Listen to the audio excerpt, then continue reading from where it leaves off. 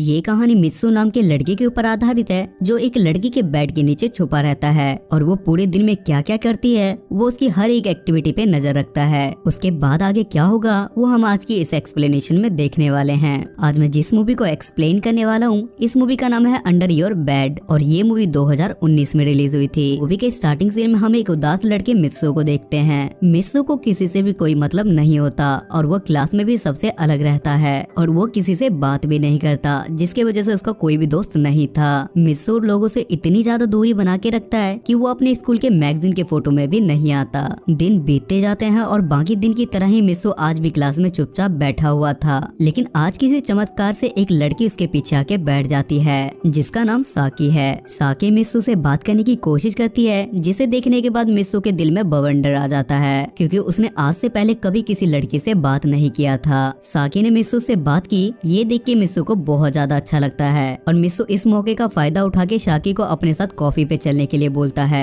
जिसपे साकी उसका उदास चेहरा देखते हुए उसे हाँ कर देती है और दोनों साथ में कॉफी पीने के लिए जाते हैं जहाँ कभी ना बोलने वाला मित्सु पटर पटर बोलने लगता है। दोनों एक दूसरे से काफी बातें करते हैं और बहुत जल्द ये दोनों बहुत अच्छे दोस्त बन जाते हैं। जिसके बाद मित्सु साकी से बोलता है कि मुझे मछलियाँ बहुत ज्यादा पसंद है और मैं एक एक्वेरियम में जॉब करता हूँ और अगर तुम चाहो तो मैं तुम्हारे घर में भी एक्वेरियम लगा सकता हूँ। दरअसल मित्सु इस साकी से प्यार करने लगा था क्योंकि उसने लाइफ में पहली बार किसी लड़की से इतना ज्यादा बात किया था, लेकिन मित्सु इस बात से बिल्कुल अनजान था कि वो दोनों इस दिन को कभी नहीं भूल पाएंगे क्योंकि इस दिन के बाद से साकी कहीं गायब हो जाती है। अब पूरे 11 साल बीत चुके थे लेकिन मित्सु अभी भी ये आस लगा के बैठा था कि साकी उससे मिलने के लिए जरूर आएगी और वो साकी को ढूंढने के लिए नई नई तरकीबें ढूंढने लगता है। काफी कोशिश करने के बाद उसे आखिर में साकी के घर का पता चल ही जाता है और वो बिना देर किए साकी के घर के पास जाता है। पूरे 11 साल बीतने के बाद वहाँ सब कुछ बदल चुका था और अब साकी की शादी भी हो चुकी थी और उसकी अब एक लड़की भी है। साकी अब पहले जैसी बिल्कुल भी नहीं है और वो बिल्कुल उदास रहती है और वो किसी से बोलती भी नहीं है। साकी का पता लगाने के लिए मित्सु उसी के घर के सामने एक एक्वेरियम की शॉप खोल देता है ताकि वो उस पे नजर रख सके और वो उसी शॉप के ऊपर एक फ्लोर ले लेता है जहाँ वो साकी की एक बहुत बड़ी तस्वीर अपने कमरे में लगा देता है ताकि वो उसे याद कर सके और वो साकी के जैसे दिखने वाली एक डमी भी ले आता है। एक दिन अपनी तसल्ली पूरी करने के लिए मित्सु साकी के घर में टेलीस्कोप से झांकने लगता है और वो देखता है कि साकी का गर्लफ्रेंड किनिची उसे बहुत बुरी तरीके से गिरा गिरा के मार रहा है। अगले दिन मित्सु साकी के चेहरे पे मारपीट के निशान देखता है जिसे देखने के बाद वो समझ जाता है कि साकी की ये हालत उसके हस्बैंड ने ही की है। तभी मित्सु की दुकान में साकी आती है लेकिन पूरे 11 साल बीतने की वजह से और घर में हुई मारपीट की वजह से वो मित्सु को नहीं पहचान पाती। तब मित्सु साकी से बोलता है कि मेरी शॉप यहाँ पे नई है और अगर तुम चाहो तो मैं तुम्हारे घर फ्री में एक्वेरियम लगा सकता हूँ, जिसपे साकी भी मान जाती है और वो उसे अपने घर एक्वेरियम सेट करने के लिए ले जाती है जहाँ मित्सु मौके का फायदा उठा के उसके घर की चाबी चुरा लेता है और वो उसके घर के एक लाइट में माइक्रोफोन लगा देता है ताकि वो ये सुन सके कि उसके और उसके हस्बैंड के बीच में आखिर क्या चल रहा है। और वो रोज चुपके से साकी के घर में जाके मछलियों को खाना दे देता था और उसने जो लाइटर रखा था वो उसके सेल भी चेंज कर देता है। वो साकी के साथ ऐसा बिहेवियर होते हुए देख के बिल्कुल भी खुश नहीं था। तब वो डिसाइड करता है कि आज वो साकी के घर जाएगा और जब उसके घर में कोई नहीं होता तो वो उसके घर के बेड के नीचे जाके छुप जाता है। शाम को घर पे आने के बाद साकी का हस्बैंड उसके साथ बहुत गंदी तरीके से घवाघव करता है और उसके घवाघव करने की आवाज नीचे मित्सु भी सुन रहा था।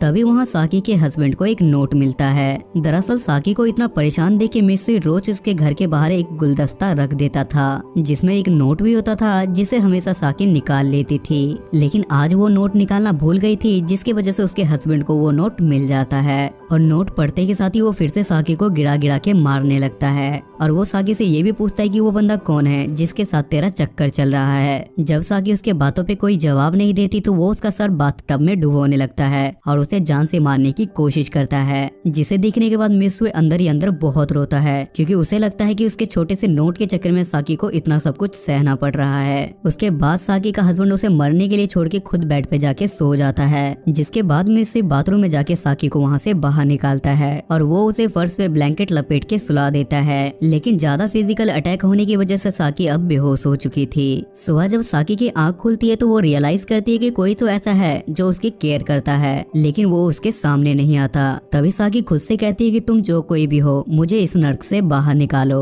और घर में माइक्रोफोन होने की वजह से मित्सु उसकी बात सुन लेता है। उसके बाद मित्सु ठान लेता है कि अगर इस बार फिर से उसके हस्बैंड ने उसे मारा तो वो उसका मर्डर कर देगा। काफी दिन बाद साकी की माँ उसे कॉल करती है और बोलती है कि तुम्हारे डैड मरने वाले हैं और तुम जितना जल्दी हो सके घर आ जाओ। जिसके बाद साकी अपने हस्बैंड से इसके बारे में बात करती है, लेकिन उसका हस्बैंड वहाँ जाने से साफ मना कर देता है। ये बात साकी को बिल्कुल भी बर्दाश्त नहीं होती और वो अपने हस्बैंड को जोरदार चाटा मारती है और उसे बोलती है कि तुम इंसान के रूप में शैतान हो। चाटा खाते के साथ ही उसके हस्बैंड का बीपी हाई हो जाता है और उसके बाद वो साकी को जमीन पे लिटा के उसका एक दांत तोड़ देता है और उसके मुंह से खून निकाल देता है। जब इतना कुछ करने के बाद भी जब उसका मन नहीं भरता तो वो साकी को मारने के बाद किसी जानवर की तरह उसके मुंह में अपना स्पाइडरमैन देने लगता है, जिसे दरवाजे के पीछे खड़ा होकर मित्सुई भी देख रहा था। लेकिन वो बेचारा चाह के भी कुछ नहीं कर पाता और मित्सुई घर आके अपना सारा गुस्सा खुद पे ही उतार देता है। अगले दिन सब चीजों से परेशान होने के बाद साकी अपने बच्चे को लेके वहाँ से भाग जाती है, जिसे मित्सुई ने भी देख लिया था और वो उसका पीछा करने लगता है, लेकिन वो उसका पीछा नहीं कर पाता। साकी अपने बच्चे को लेके घर से दूर एक होटल में चली जाती है। कॉफी पीते समय साकी जब लाइटर उठाती तो उसे पता चलता है कि उसके अंदर एक माइक्रोफोन है। तभी वहाँ अचानक से उसका हस्बैंड आ जाता है और वो उसे घसीटते हुए वापस घर ले जाता है, लेकिन इस बार उसका हस्बैंड हैवानियत की सारी हदें पार कर देता है और ये सब कुछ मित्सुई बर्दाश्त नहीं कर पाता क्योंकि ये सब कुछ वो भी चुपके से देख रहा था। तभी मित्सुई पीछे से आके उसके हस्बैंड पे अटैक कर देता है और वो बेहोश हो जाता है। किनिची को बेहोश देख साकी उसका गला दबाने लगती है और उसे जान से मारने की कोशिश करती है, लेकिन तभी मित्सुई साकी को साइड हटा के खुद उसका गला दबा के उसे जान से मार देता है। इसके बाद मित्सुई पुलिस स्टेशन पे जाके सारा इल्जाम अपने सर ले लेता है। इतना सब कुछ होने के बाद साकी उसे अपने एक फ्लैट पे ले जाती है ताकि वो जान सके कि आखिर वो है कौन। जहाँ फ्लैट पे पहुँचने के बाद साकी उसके घर में एक बड़ी सी अपनी खुद की तस्वीर देखती है। वहीं उसको एक और तस्वीर मिलती है जो उसके स्कूल टाइम की थी, जिसमें वो और मित्सुई दोनों एक साथ थे। तब साकी को सब कुछ समझ आ जाता है और वो तुरंत मित्सुई के पास जाती है और आखिर में मित्सुई के जेल जाने से पहले साकी आखिरी बार उसका नाम लेती है। ये सुनने के बाद मित्सुई को बहुत ज्यादा अच्छा लगता है और कुछ इसी तरीके से ये मूवी यहाँ खत्म हो जाती है। गाइस, अगर मैं आपको पर्सनली बताना चाहूँ तो इस मूवी का कॉन्सेप्ट बहुत ही ज्यादा यूनिक है और इस मूवी की IMDb रेटिंग है 5.8 स्टार्स आउट ऑफ 10 और इसे गूगल यूजर ने 89% लाइक किया है। अगर आपको एक्सप्लेनेशन पसंद आती है तो मेक श्योर आप मेरे चैनल को सब्सक्राइब करके मुझे सपोर्ट करें ताकि मैं आगे आपके लिए ऐसी एक्सप्लेनेशन लाता रहूं। तब तक के लिए स्टे सेफ, स्टे हेल्दी।